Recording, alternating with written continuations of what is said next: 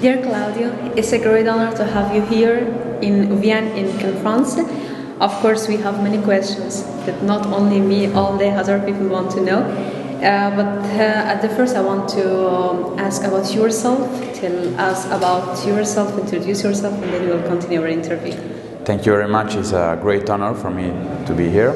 And my name is Claudio. I'm from Italy. I'm a PhD student from Milano University La Bicocca, and I am doing a PhD about Hazara Genocide and social exclusion and marginalization of Hazaras in Afghanistan and Pakistan.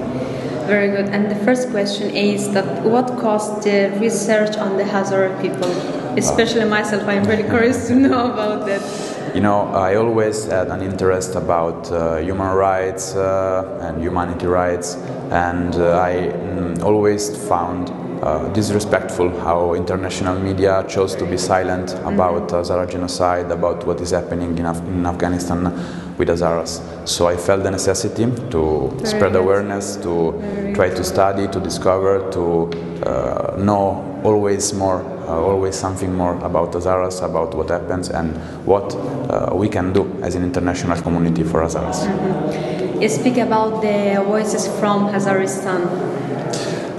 Voices from Hazaristan in Italian is Voci dall'Hazaristan. It's my first book about Hazara people. It's a historical book about the history of Hazara people, in which I try to retrace all the history and with a particular focus on genocide. The first part is mainly about Abdul Ali Mazari genocide, so the first time Hazaras faced genocide. Then I told about a lot what happened in the 90s, so when Taliban arrived. I interviewed survived people from Mazar massacre, from Yakablan massacre, from Afshar massacre, and then I tried to give a focus about what happened in these last 20 years, how Hazaras chose to study, to elevate themselves. They chose a pen instead of Kalashnikov as a weapon, and I found this very important to let the world know about this. Okay, very good. You know that whatever you want to do have their own challenges.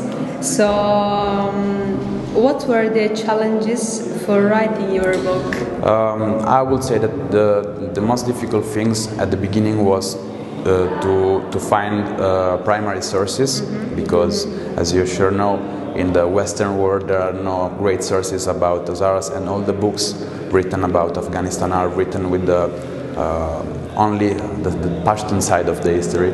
And so as soon as I discovered books about a lot of Hazara academics, I started reading them.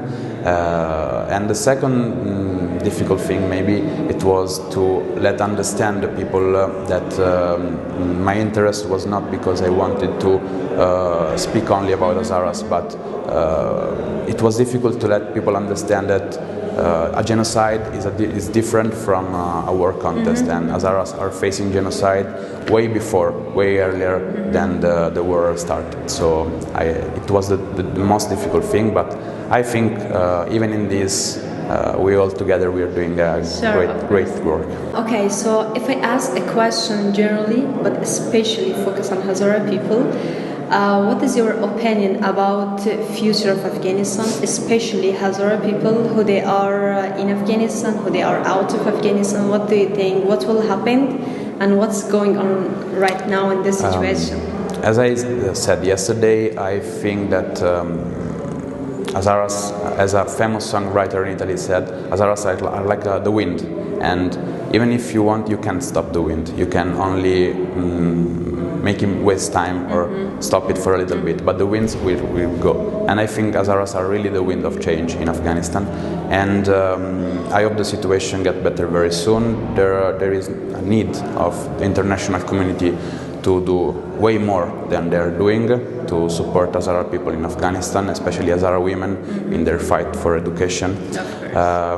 I met a lot of Hazara refugees here in Italy, and I work with refugees, and I can say that Hazara refugees are really the most the people that want more education, they want more opportunity, they always want to be open to a new world, and I think this is very important, and I will be there if needed.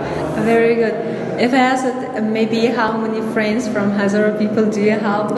I think at this point I have more Hazara's friends than Italian friends. Yes. Very good. And a good news that I want to really tell the audience who they are watching from Hazara World, and we heard that you are going to research about the Abdul Ali Mazari biography. Yes. You want to write something, you Yes. want to do something, so it's really good for us, especially when I spoke personally with you. It was, and it seems a great honor for us before everything. So tell us about your project. Okay. What do you do with this project? Yes.